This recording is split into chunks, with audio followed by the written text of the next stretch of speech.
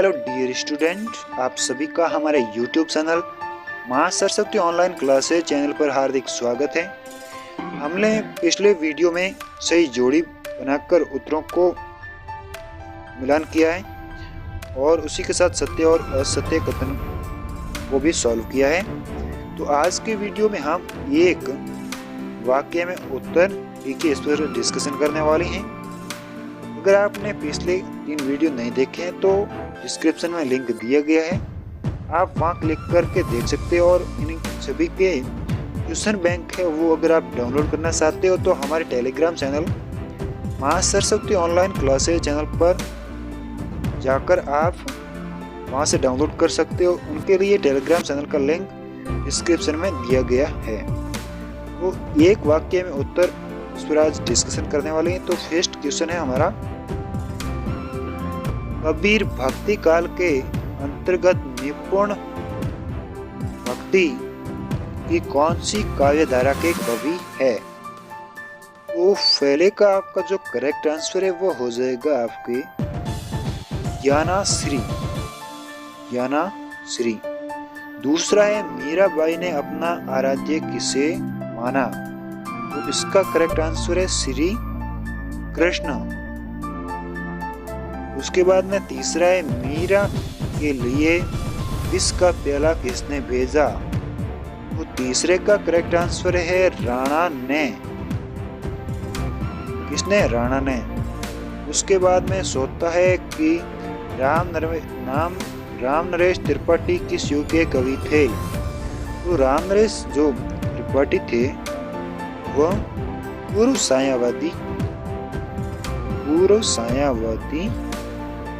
युग के कवि थे। उसके बाद में पांचवा है कि हिंदी साहित्य में बाल साहित्य के जनक कौन माने जाते हैं?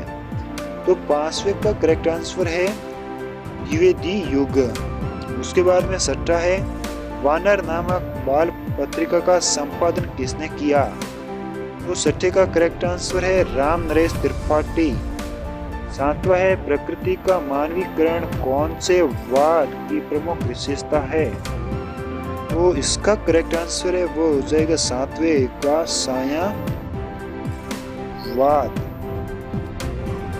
सायावाद। उसके बाद में आठवां है मिलन खंड काव्य के रचयिता कौन है? तो आठवें का है राम नरेश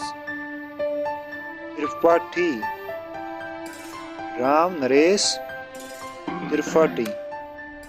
उसके बाद में नौवा है वो में आपसे पूछा गया है कि घर की याद कविता में कौन किसको याद कर रहा है? तो नौवे का करेक्ट आंसर है एक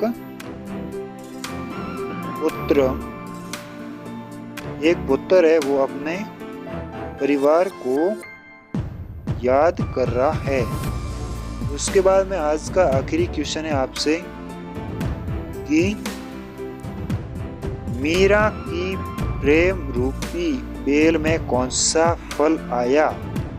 तो मीरा की प्रेम रूपी बेल में आनंद फल आया। उसके बाद में अगर आप इसके अलावा और मोस्ट इम्पोर्टेंट और मोस्ट क्वेश्चंस देखना चाहते हो तो ये इस प्रकार है। इन्हीं में से आपकी जो एग्जाम है वार्षिक उसमें क्वेश्चंस मिलने वाले हैं। ये मोस्ट इम्पोर्टेंट है, इनको आपको अच्छी तरह से याद कर लेना है। फर्स्ट है भक्ति काल के 2 कवि तथा उनके एक रचना का नाम लिखिए। दूसरा है रीति काल 2 कवि तथा उनकी एक रचना का नाम लिखिए। तीसरा है भारतेंदु युग के किन्हीं 2 कवियों तथा उनकी रचना का नाम लिखिए। उसके बाद में द्विवेदी युगीन 2 कवियों तथा उनकी रचनाओं के नाम लिखिए। उसके बाद में सायावाद के 2 कवि और उनकी एक रचना का नाम लिखिए। उसके बाद में छठा है प्रकृति की 2 कवि तथा उनकी एक रचना का नाम लिखिए। इसी प्रकार आपको इम्पोर्टेंट क्वेश्चन है, इन्हीं में से आपके 50% क्वेश्चन सेम टू सेम आपकी एग्जाम में आने वाले हैं। उसके बाद में सातवां है कि प्रयोगवाद के 2 कवि तथा उनकी रचना का नाम लिखिए। और आठवां है भक्ति काल की 2 प्रवृत्तियों बताइए। और उसके बाद में नौवे में आपसे पूछा गया कि रीति काल की 2 प्रमुख प्रवृत्तियां बताइए।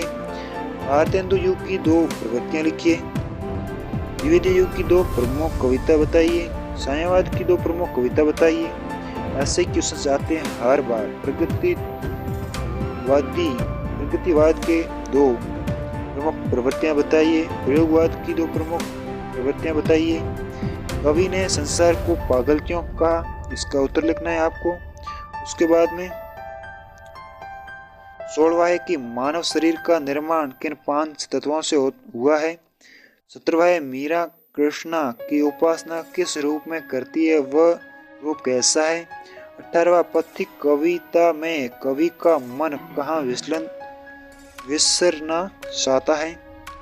और 19वां है किसान के बैलों की जोड़ी क्रुकी किसने और क्यों करवा दी।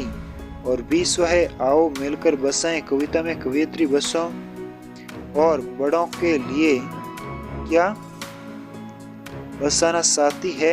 उसके बाद में क्वेश्चन है आपके जो 75 शब्दों में उनका आंसर लिखना है। ये 3 नंबर के क्वेश्चन है, तो इनको भी आप अच्छे तरीके से आंसर दे सकते हैं। और उसके बाद में आपको 4 अंक के क्वेश्चन है, उनको आपको 120 शब्दों में लिखने हैं।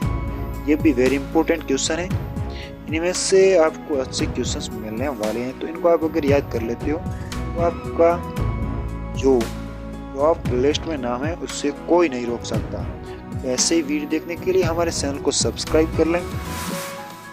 और उसके बाद हम इकाई 2 पर अध्याय करने वाले हैं, यानी डिस्कशन करने वाले हैं। तो आज का वीडियो यहीं समाप्त करते हैं।